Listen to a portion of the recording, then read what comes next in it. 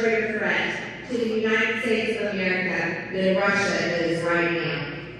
It is true. What Marjorie Taylor Greene is doing in this speech isn't abnormal for reactionary politicians. They argue that the thing centrists are focusing on is not the thing we should really be worried about, but is just a great distraction. But I think she forgets that Russia happens to have nuclear weapons, and so the war going on in Eastern Europe very, very much is not a distraction from something else. But that doesn't mean we shouldn't be paying attention to what she is saying in terms of her stance towards Mexico. As Marjorie Taylor Greene's stature rises in the Republican Party from a fringe fanatic to, and I can't believe I'm saying this, a respected firebrand, we do have to take her threats and rhetoric seriously because she is not alone in this escalation of fiery rhetoric towards our southern border. There are growing cries amongst the far right for a U.S. military intervention into Mexico. So while Marjorie Taylor Greene might be clamoring for peace in Eastern Europe, painting herself as an anti-war crusader, she really just wants to move that warfare even closer to home. The Hill reported last week that, quote, conservative lawmakers have introduced legislation to either authorize U.S. military action against the cartels or designate them as terrorist groups, a label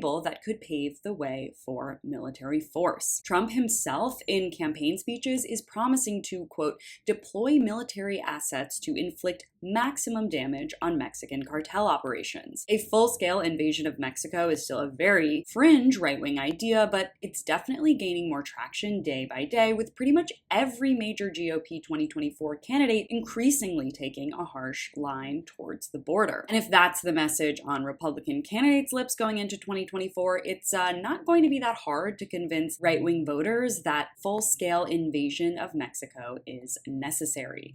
They're trying to change what our children think in the schools. What would you like to see happen?